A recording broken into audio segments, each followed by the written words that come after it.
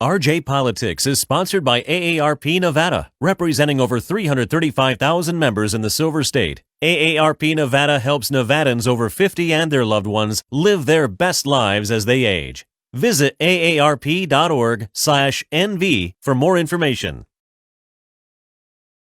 Well, welcome everybody to Nevada Caucus 2020 here at the Suncoast Hotel Casino. Thanks everybody who is in attendance here. We appreciate it. I want to especially thank our sponsors, the American Association of Retired Persons, AARP. You see a lot of AARP folks around the office today, and of course the Las Vegas Review-Journal. You can see this on the Review-Journal's website after the broadcast is over. And you can also keep up to date with everything related to the caucus and the elections all through 2020 on reviewjournal.com. We have videos, podcasts, everything related to politics you can find there. And for a short time only, until Friday, the Review-Journal app, which unlike the Iowa app, actually works. The Review-Journal app is free. You can see all the content, everything on the Review-Journal for free up until Friday. You have to pay after that, but check it out and see what you like there. So today we're going to review the entire caucus process. We're going to talk about early voting. We're going to talk about how votes are tallied. We're going to talk about caucus day, what to expect when you show up there. You know, there's only 4 states and some American territories that use the caucus process still. So a lot of you are probably from states that don't use the caucus. You're not familiar with how the caucus is going to go. So we're going to find out all about that today. As Jim said before the show began, there are pens and note cards on your desk, on your tables. So if you have a question during the event, please feel free to fill that out. Hold that card up. Someone will come around, collect it, and they'll bring it up to me. And I will read that question. Unless, of course, it contains the name of the whistleblower, then I will not read that like John Roberts. I'm not going to do that. So let's get started. And we're going to get started with Emma Krause, who is the digital director for the Nevada State Democratic Party. She's here to talk to us all about the caucus. So please welcome Emma. Thanks, Steve.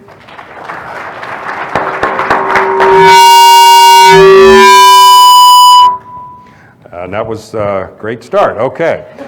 Everybody's paying attention now. So let's talk about the caucus versus the primary and why some states still use the caucus versus a primary election, which, you know, everyone's familiar with the primary. You go in, you vote, you're done, you get the results the same day, as opposed to a caucus, which can be somewhat chaotic. So what's the advantage of a caucus over a primary? Yeah, great question. So Nevada has been a caucus state for a long time now.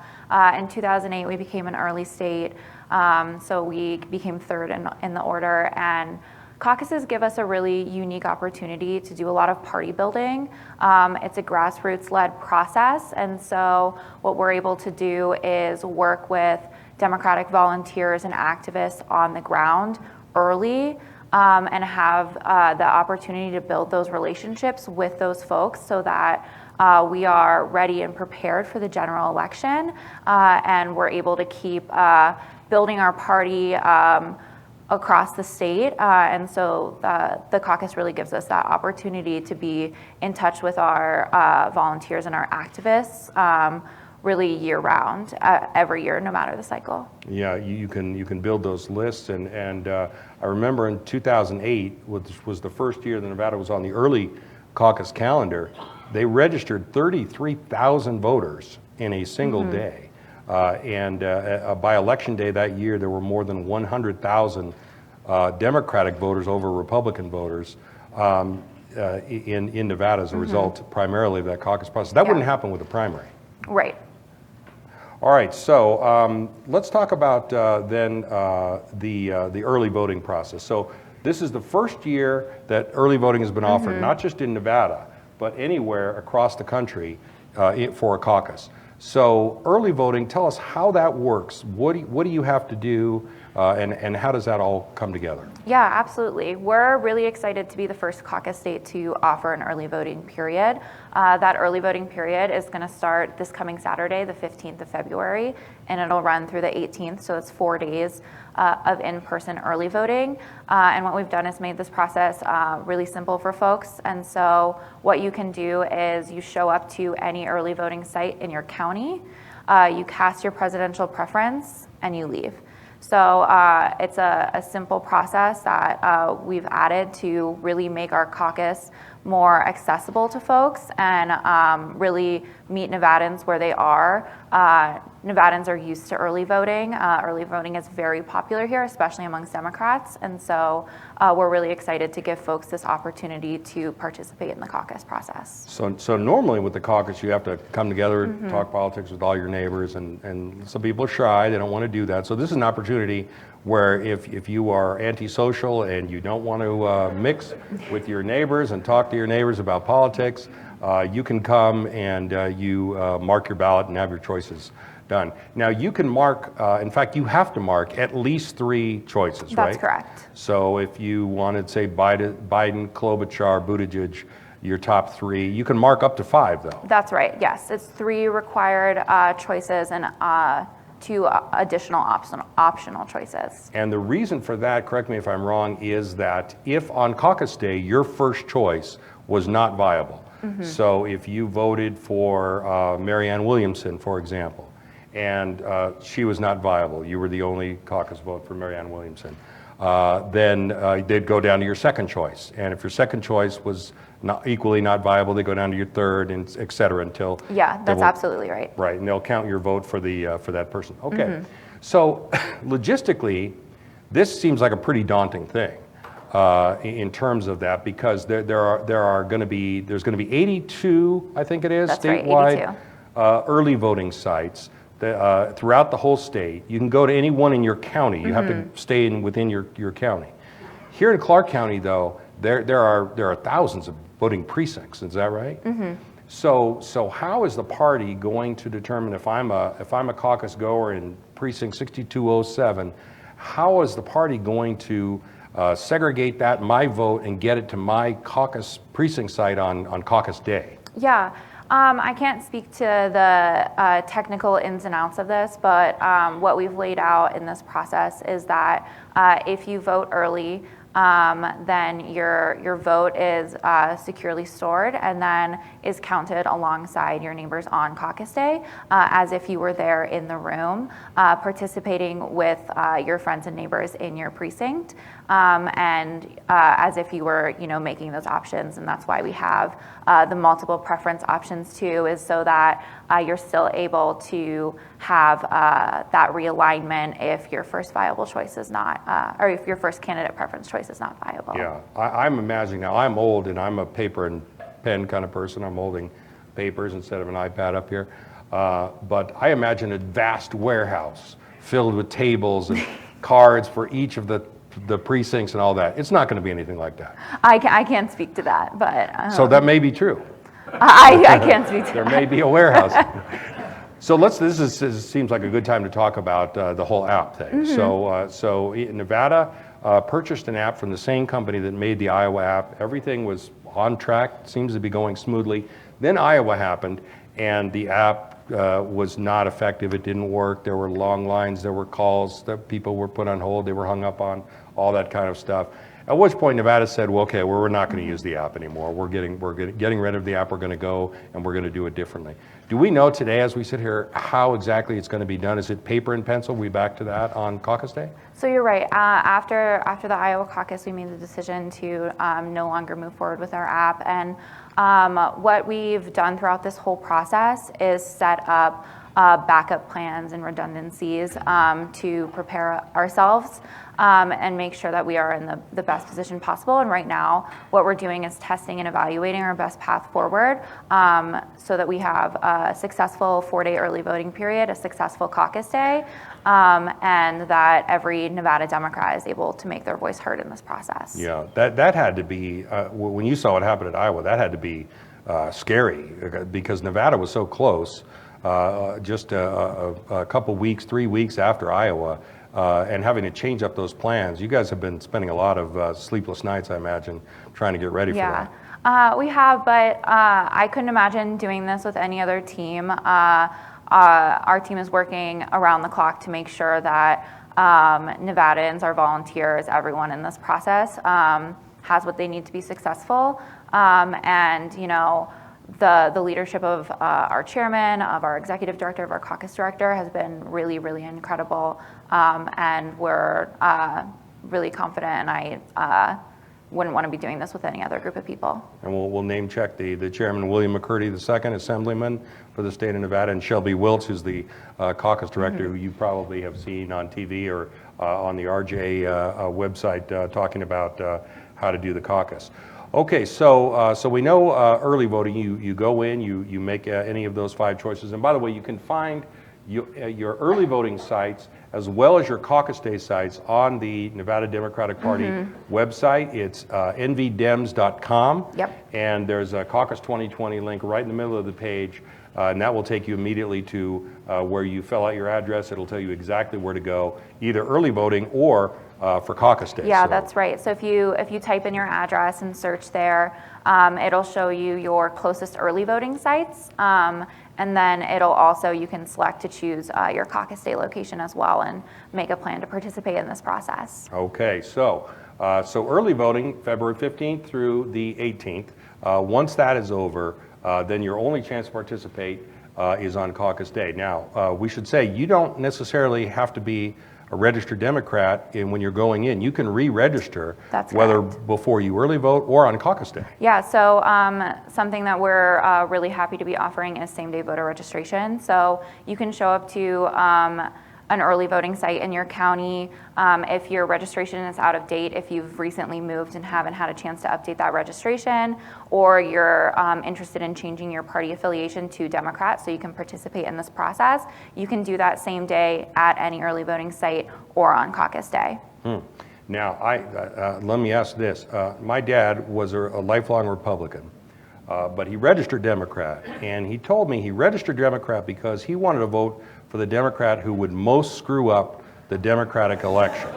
So he cast a vote for the wildest candidate he could possibly think of. Are you worried that you're going to see Republicans re-registering, doing that to mess with the caucus and then re-registering back on election day? Yeah, I'm not really worried about that. In truth, I think that if folks are going to do that, they're going to do that. But our volunteers and our staff are excited to put on this caucus process so that Nevada Democrats can make their voice heard for their presidential preference. And by the way, Marianne Williamson is already off the table, so he would have voted for her, I'm sure, if that was still an option.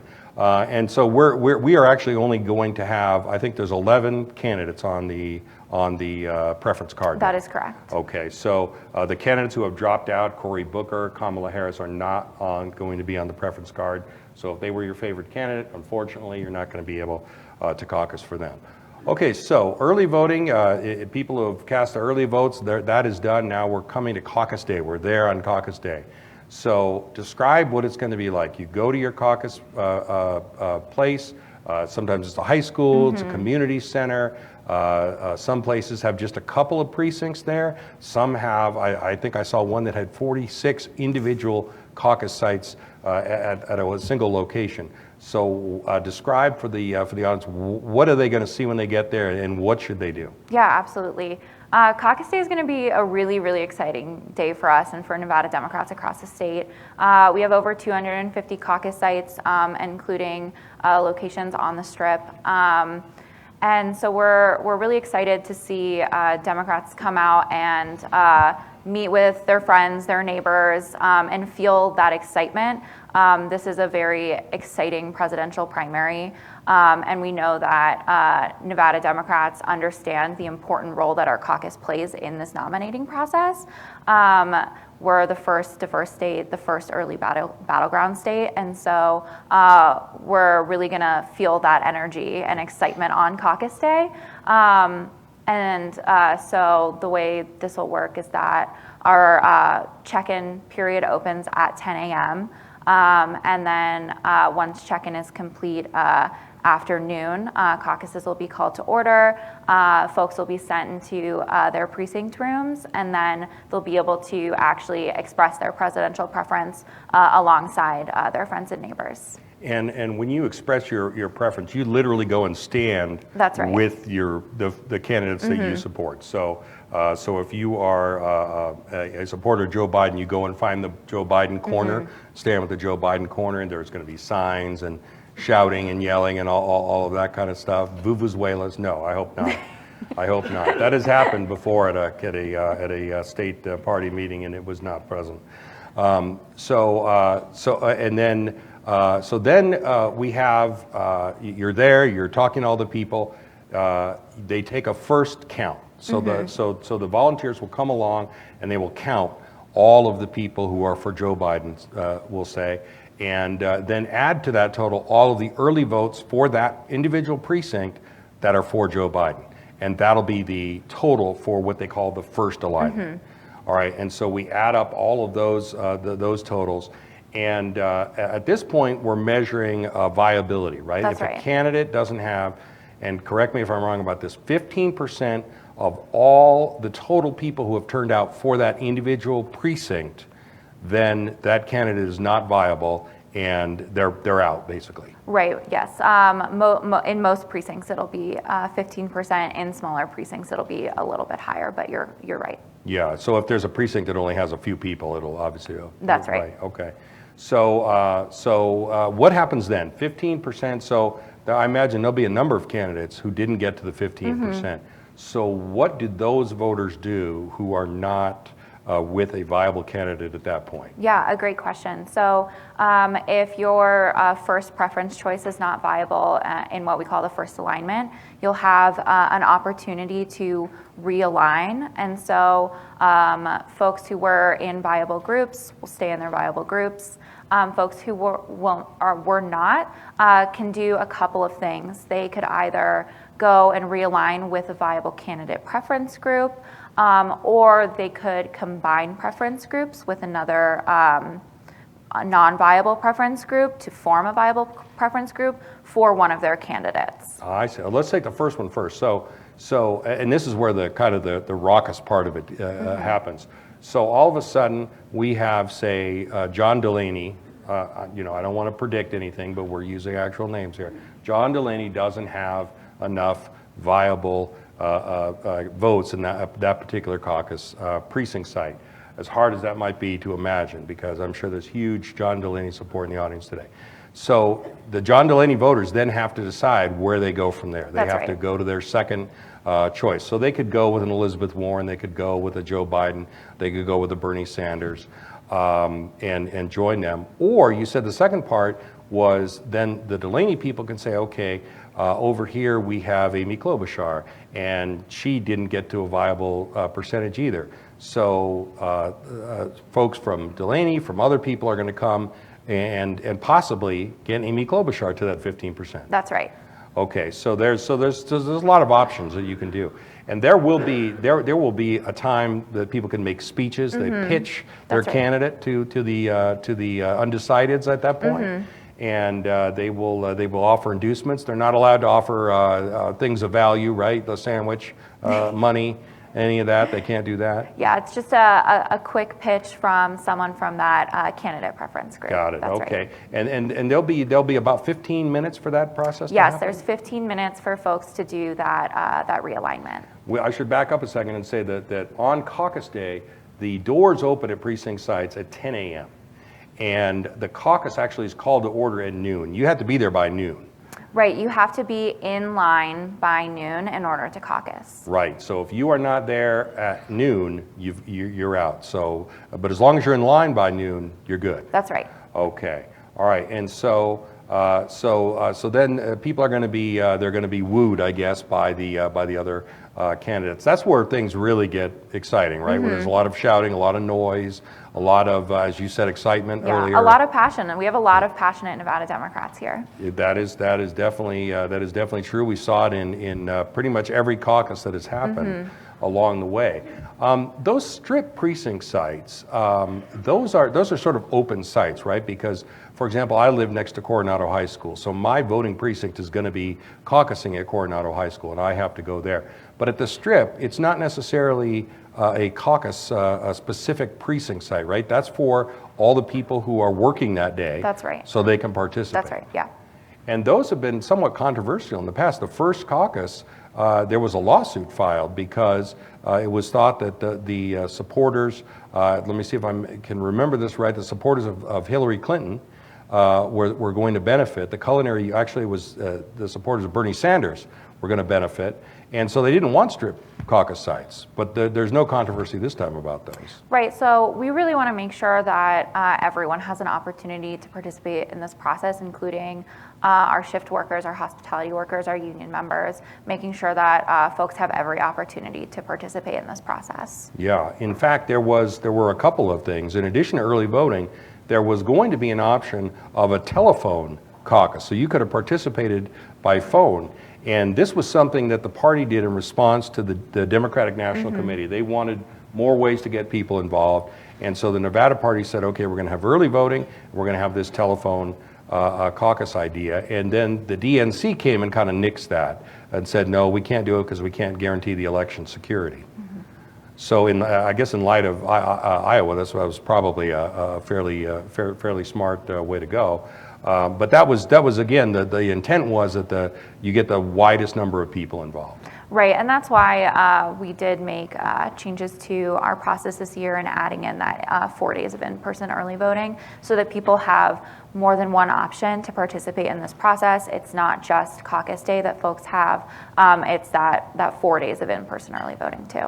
How many people do you think are going to participate in the caucus this year? You know, I really couldn't say. Especially with the addition of early voting, it's really hard to tell how many people will turn out. But we're really excited to put on this process and can't wait to have Nevada Democrats show up and make their voices heard.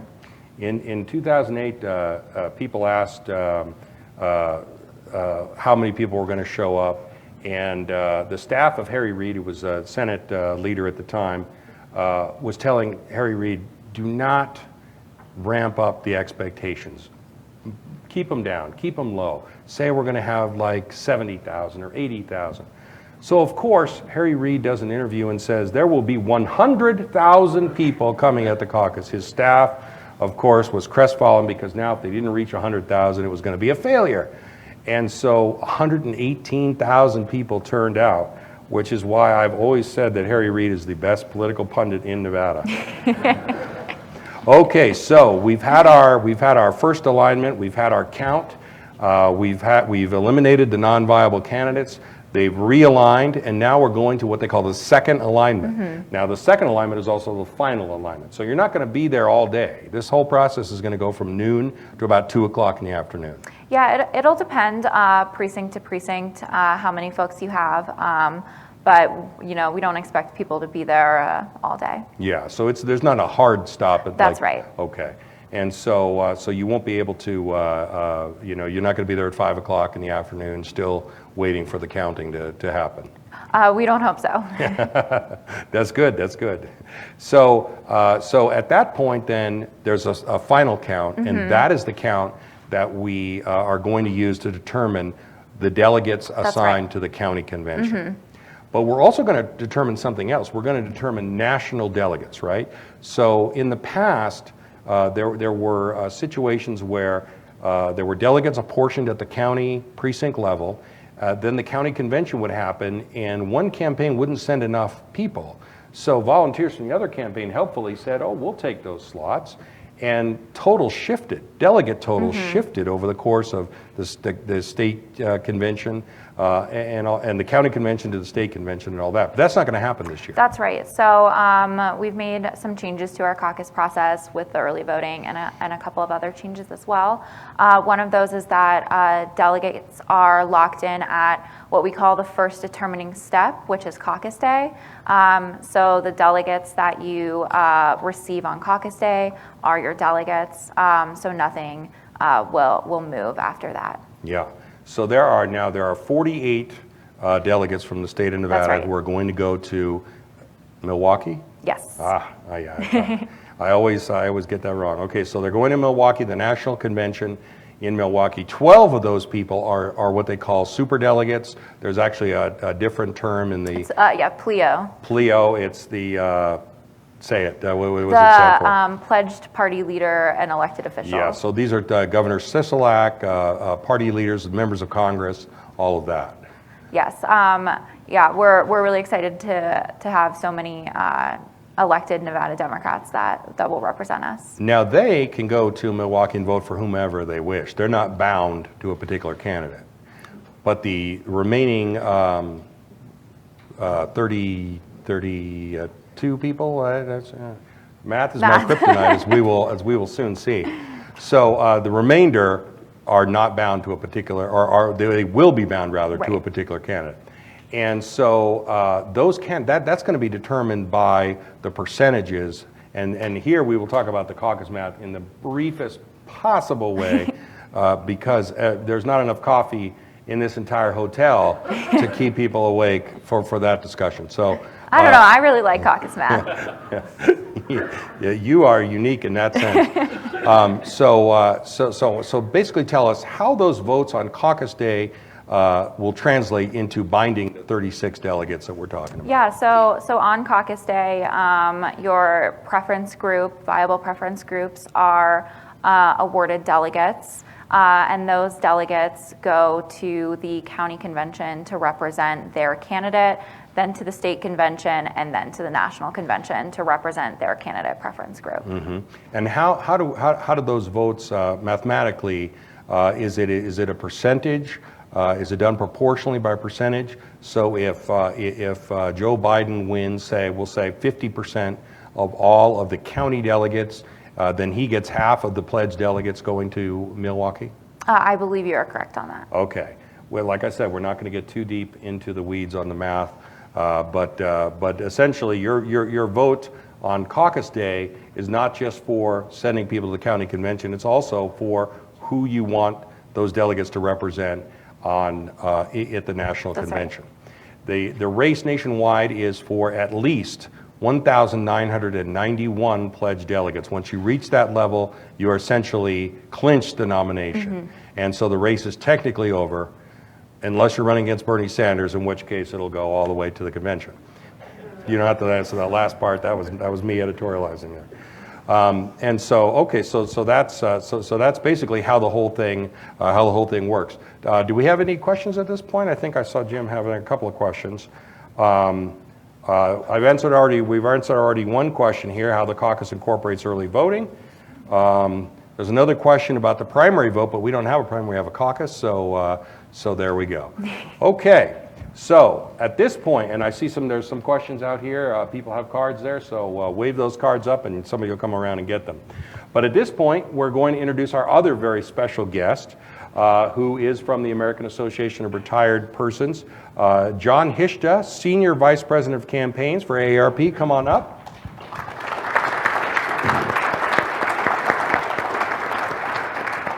Now, when you hear about... I have collected some questions. Excellent. All right. That's a union job, mister. Now, when you hear about how older people have outsized influence in Washington, D.C., how they have the ear of Congress, what they're talking about is people like John, who advocate on behalf of the AARP and all of its members for the interests of people who are older. And I will say this, by way of full disclosure, I'm not just a pretty face up here moderating this forum today. I'm also an AARP member. I joined, and I'm very happy about that. Emma, you'll see what this means like in a couple, 3, 4 decades from now. You'll start getting mail at some point. Absolutely. So let me ask that at this point, how many people in this room are registered to vote? All right, almost every hand. Now keep your hands up if you intend to vote in the caucus, if you intend to go to the caucus. All right, most everybody, I see a few lackadaisical people here who just don't want to do it. Molly, hands better be up. She's with the Democratic Party. She's got to participate. Okay, so that is why also that there is an outsized influence among older voters. John and I were talking on a podcast about this question. I'm going to ask him again. John, why do you think it is that older people tend to vote as a group more than any other group? Is it because of tradition? Is it because as you grow older and you see how the system works, you realize that in order to really have a voice, you have to participate? Why is that? Well, not to be flippant, but I think, first of all, they have a lot of practice at it over the years. But second, I think that most older voters, particularly those over the age of 50, and in particular AARP members, understand the stakes that are involved in our democratic process and really understand how that process affects their individual communities, not just here in Nevada, but around the country as well. And so I think that because of that, they show up to vote, not just on general election day for president, but also for their members of Congress in off years, or city council, or Nevada caucuses, or whatever. They have a very strong commitment to the process, and we want to make sure we can do everything possible so that everybody understands the process. It makes it easy for them to go through it, and in this case, the caucuses that you all outlined so eloquently here earlier. When you were speaking to groups that have older people in them, is it a hard sell to get people to vote, or is that just assumed? It's automatic that they're going to do it? We've seen statistics. In 2018, for example, we did a fairly massive data analysis of our members, our AARP members around the country, and what we found was AARP members, even in what they call off-year election cycles, when normally turnout for congressional races is in the area of 50%, turnout among AARP members in those races pushed presidential levels. So we saw in 2018 in competitive congressional races and competitive Senate races, turnout among AARP members around the country was somewhere in the neighborhood of 75 to 80%. I mean, it was truly remarkable. Wow, and I'm sure the party would love it if 75 or 80% of all registered Democrats turned out for the caucus. So in terms of Nevada's caucus, now we, of course, in Nevada love to talk about the importance of Nevada's caucus. As Emma said, it was we're the first in the West, the first diverse state, the first state that looks more like America than either of the early two states.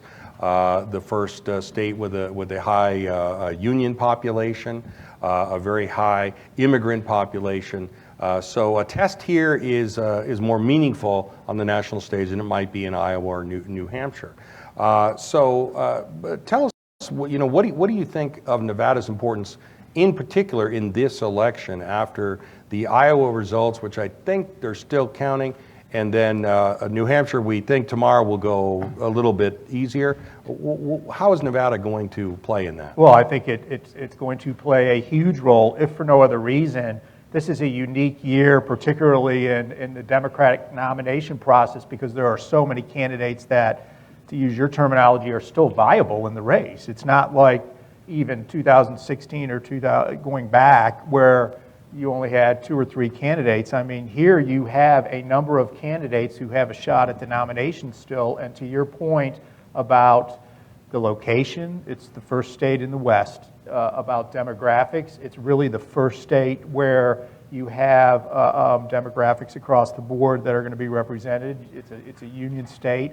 All of the above, I think, is going to be very important. And I think coming out of New Hampshire, you're not going to see too much of a winnowing down of the candidates, and so they're all probably going to show up here in a couple of days and come visit you on a regular basis for the next 2 weeks. And so I hope folks look for where they're going to come and where they're going to hold their town halls. As you all put it, is a very good opportunity to meet the candidates one-on-one, ask your questions, see where they stand on the issues, and participate in the democratic process as opposed to just watching television commercials.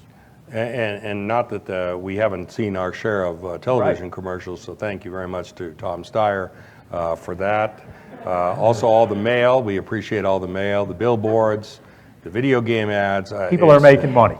Yeah, absolutely. So let's play pundit for just a second. I read a story in the New York Times yesterday about Joe Biden's wobbly campaign, because after a whole one contest, it looks like Joe Biden's going to be wobbly.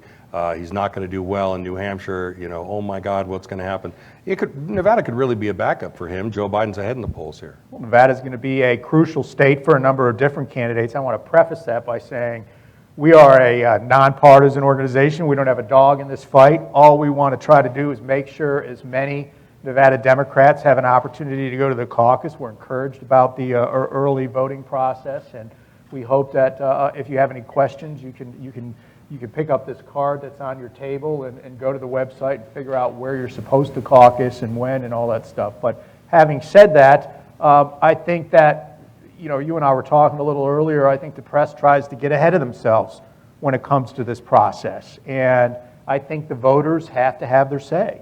And Nevada Democrat voters are going to have a big say in this process come February 22nd to see where it heads from here. And so I would hope that the press doesn't try to write the narrative of some of these candidates, and they have an opportunity to come here, meet folks, interact with folks, and make their case. Yeah, although the press totally will try to write the narrative. Absolutely. But really, as far as you're concerned, you've observed these things for a long, long time. This is not a done deal for any candidate by any means at Correct. this point. Yeah, it's still wide open, very much so. Absolutely. Now, can you disclose to us whether Joe Biden is a member of AARP? Because we know Mayor Pete isn't. I could check, but All right, we'll get back to you guys on that one. We think maybe he might be. actually, Mayor Pete could be if he wanted to, because anybody can join, no matter what their age. Actually. Interesting. That's good to know. Yeah, that's good to know. Interesting. Okay.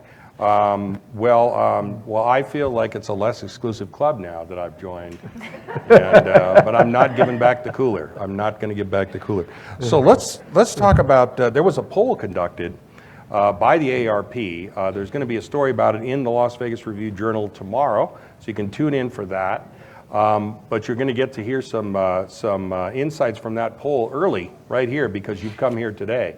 So it pays to get up early and come out. This is a poll of women 50 years old or older. Correct. And some of the top lines are very interesting. 50 plus women voters in Nevada are much more likely to have favorable opinions of their state and local governments than they do the president, who is at 42% approval. Democrats also at 42%, and Republicans also at 41%. So they're not too big on Washington, but they are. I wonder why. Yeah, but they are on, say, Governor Steve Sisolak or Mayor Carolyn Goodman. Yeah, I mean, I think that at the end of the day, in most states, what you see is local and state officials actually coming together to try to get things done for the good of the state or the good of the community. And frankly, our politics are very toxic at the national level right now, and that's reflective in the poll in terms of how people view Washington and whether they even have the ability to try to tackle some of these major issues that everybody talks about year after year after year and doesn't seem to find any solutions. So I think that's just reflective of the nature of politics today. I found this one to be really interesting. 75%, 3/4, believe Americans have more in common than they do differences. Well, that's not something you hear a lot today. You hear a lot that we're completely polarized, 50-50, one side against the other.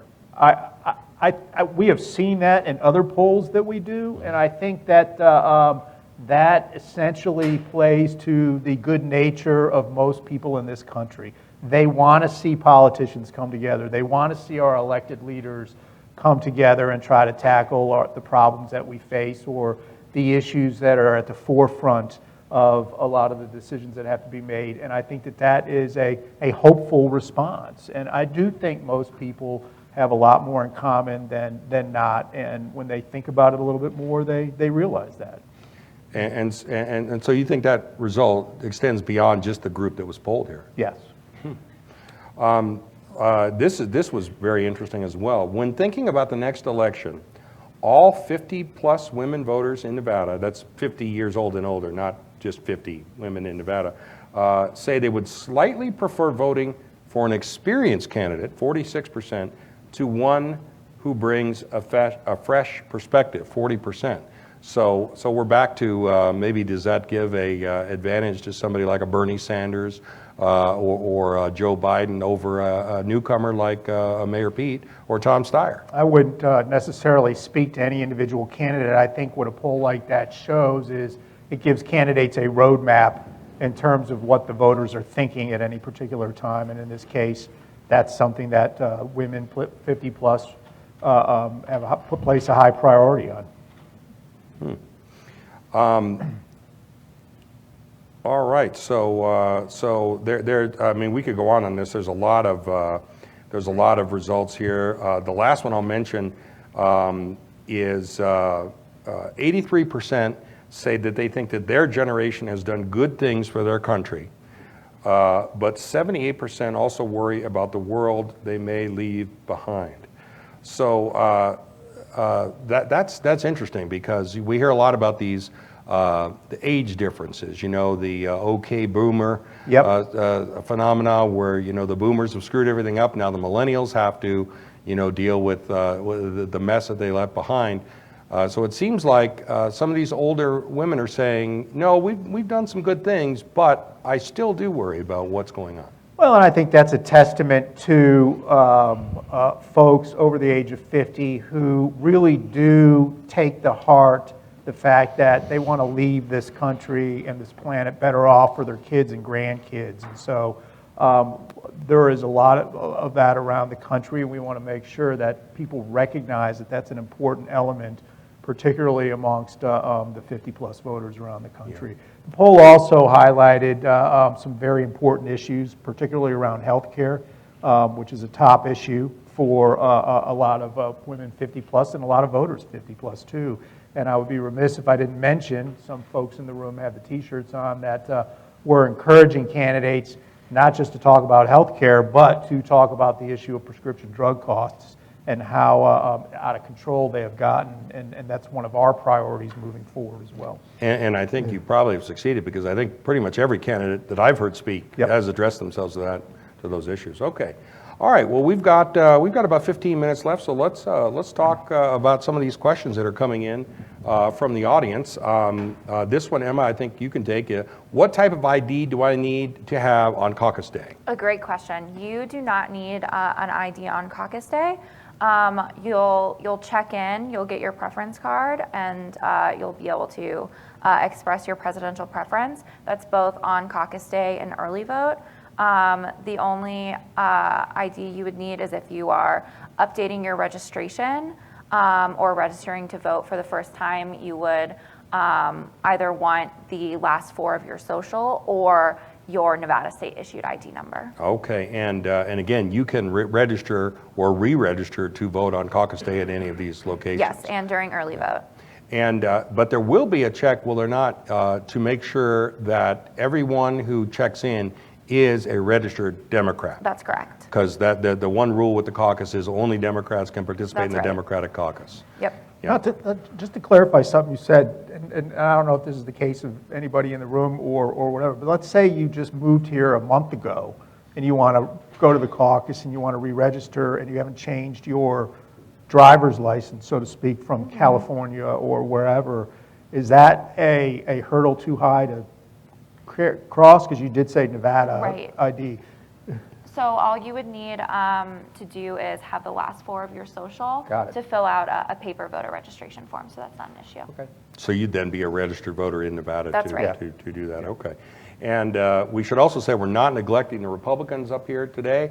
The Republicans have decided to forego their caucus and bind their delegates to President Trump with a vote of the Central Committee. That will also take place on February 22nd out in the great city of Pahrump.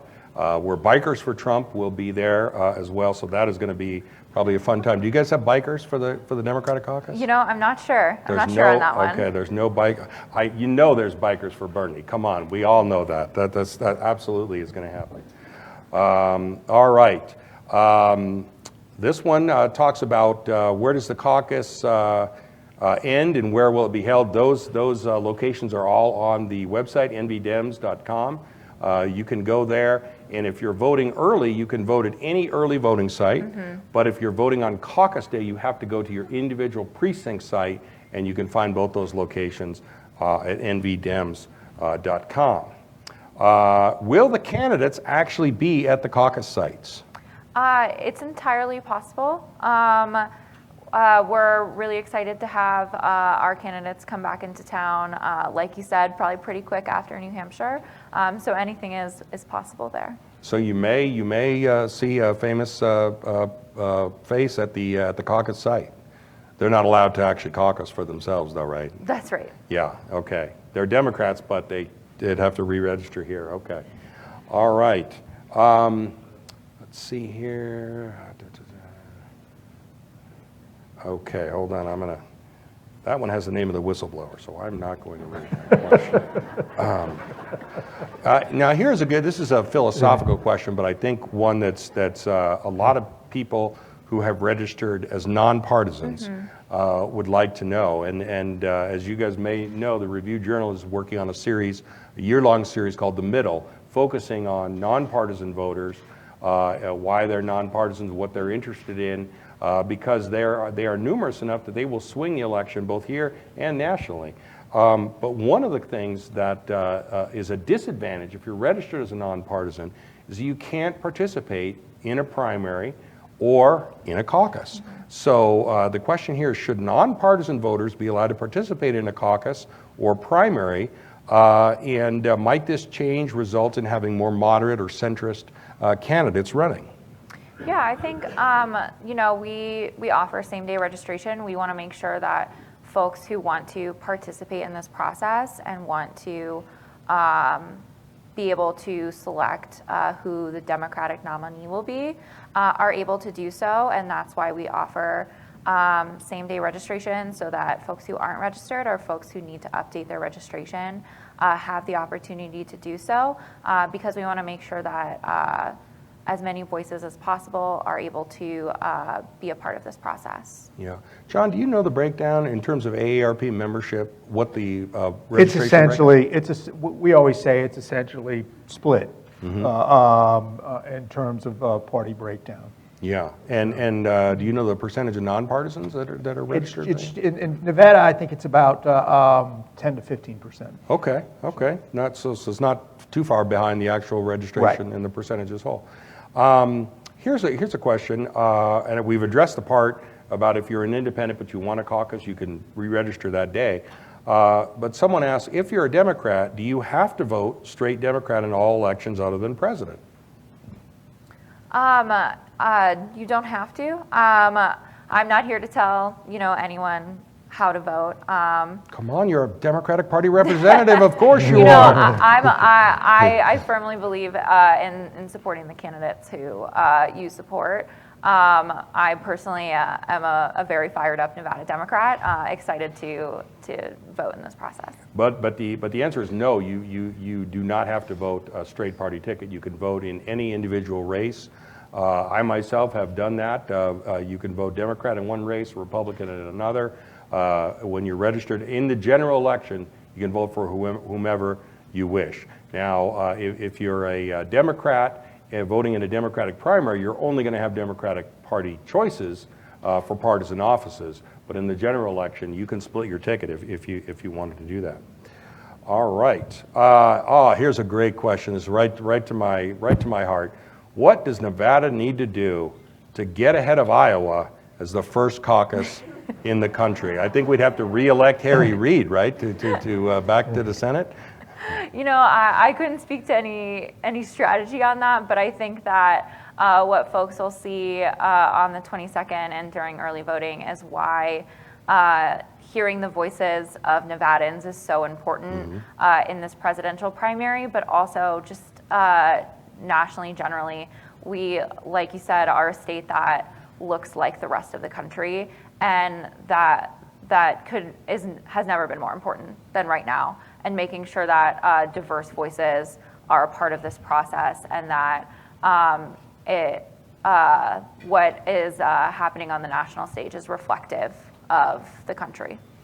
And John, there have been calls by a lot of people, especially in the wake of Iowa, to Right. say, look, Iowa and New Hampshire have been ahead for a long time. New Hampshire actually has a law, codified. state law, that Yep. says they have to be the first primary in the entire nation. So get over yourselves, New Hampshire.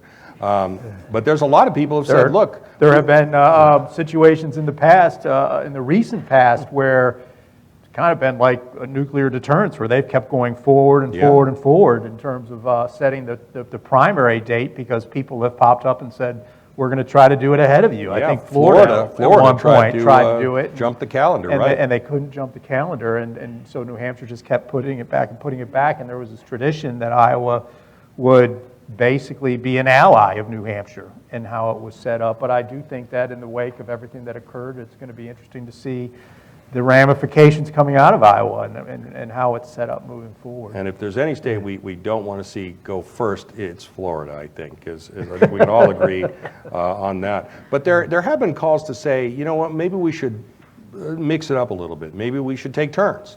Have the parties determine a different nominating schedule. Have states like Ohio or Michigan or Colorado go first one year, and try that to see if it produces a different result.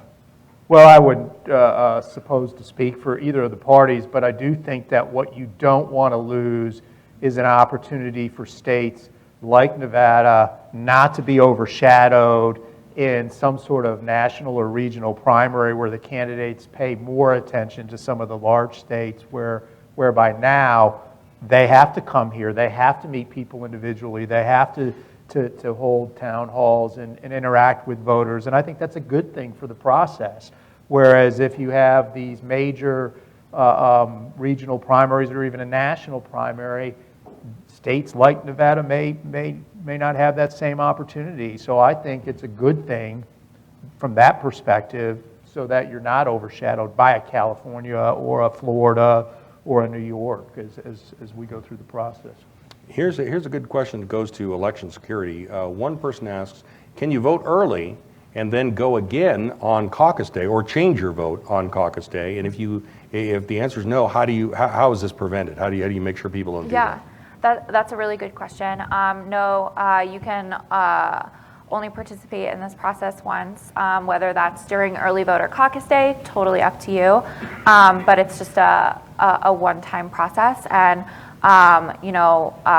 we are working to make sure that this process is secure and folks have confidence in the integrity of this election. That's been our guiding principle this entire caucus process, starting with putting together our delegate selection plan. This person wants to know how close to a pure one person, one vote delegate award is going to be used. In other words, it is possible, and we saw this in Iowa, that a person could get more county level delegates but fewer national pledge delegates. That's a possibility.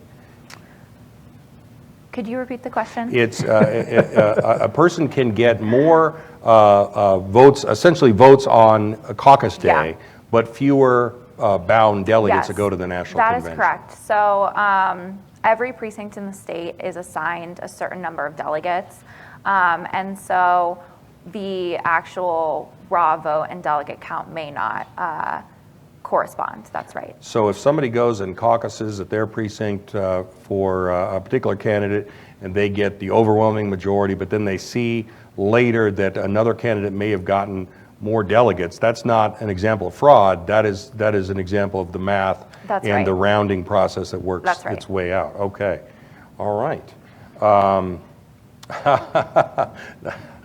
I shouldn't ask this, but I'm gonna. Is Nevada going to get a refund for that, what they paid for that app? I couldn't speak to that right now. Our main focus is making sure that we're testing and evaluating our systems, and we're setting everyone up for a successful early vote and caucus day. I suspect that on the iTunes store, though, it's going to get a very low rating. It's very low. Yeah. All right. All right. We got that question answered. That one has been answered. All right.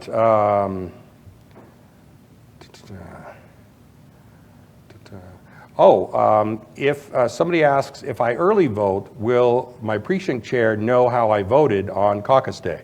And they will, right? Yeah, so the way this works is if you vote early, your vote is securely stored and then tabulated with your precinct on caucus day, so that you're still able to vote alongside your friends and neighbors, even if you aren't present. Okay. And this person wants to ask, and I think we answered this, but I'll ask it just for clarification. How is the primary vote, meaning I think the early vote, merged with the caucus day vote? So those early votes are going to be collected, and at that caucus day site, they're going to be added to the totals for whoever is there. Yes, that's right. So you'll do your in-person first alignment, and then your early voters will be added. You'll do your in-person final alignment, and then your any early votes that were non-viable will be realigned after the second alignment in the room. Mm-hmm. And this person wants to know, how does one get selected as a delegate to the county convention? A great question. So after your final alignment has concluded, your precinct chair will move to awarding and electing delegates. And so what you can do is nominate yourself to be a delegate for your candidate preference group to go to the county convention. And we have a whole guide on how to run as a delegate, whether that's just at the county level, the state level, or to actually end up becoming a delegate to the national convention. That is on our caucus website. Yeah, so you can go and read about how to do that. Mm-hmm, that's correct. And just for the logistical purposes, if you get elected to your county convention, and if you get elected to your state convention, if, for example, you're fortunate enough to be one of those lucky 36 people that get to go to Milwaukee, the party does not pay your expenses, right? You have to bear your own expenses to get there? That one I am not sure on and couldn't speak to right now. Okay, so there may or may not be a free trip to Milwaukee. I think it's probably not. John, do you know the answer to that one? You do? I think traditionally you got to pony up yourself. You got to pony up to get there. But having gone to a national convention, it is even more raucous probably than the. It's a really exciting time. Yeah, absolutely. So okay, so we've got just a couple of minutes to wrap up here, and with some final closing thoughts. Give us your predictions. You think things are going to go smoothly? I know you're working hard to make sure things are going to go smoothly that day. We are very confident that what happened in Iowa would not have happened here and will not happen here. Our team is working really, really hard to make sure our systems are all tested and in place ahead of early vote, ahead of caucus day, and that we're setting everyone up for an exciting and successful caucus day where Nevada Democrats can make their voices heard. Absolutely. And John, talk to us about getting people out there, the importance of actually turning out to vote. There were a couple of hands that said they weren't going to go out and caucus. Yeah, I know. We got to convince them to go and caucus, either through the early voting process or on caucus day. And that's our mission. We just want to make sure that everybody understands the process, has the opportunity to go and participate in the process, and anything we can help to make sure that that is the case, we're here for that. So we're happy to be able to partner with you all and to make sure we do our darndest to make sure everybody understands the process, and so that your vote counts and you can participate in this nomination process and have a say in who the next president of the United States is going to be. Sounds great. Well, I appreciate both you taking the time to be here today, and I'm sure the audience appreciates it as well.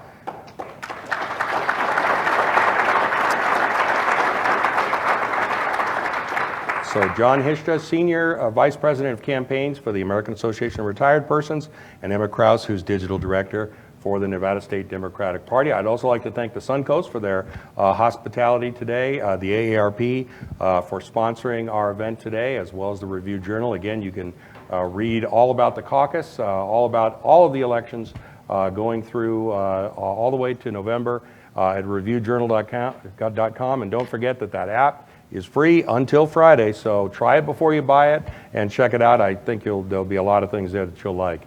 So again, thank you very much for coming, and thanks to my guests. Thank you. Thank you. Full of opportunity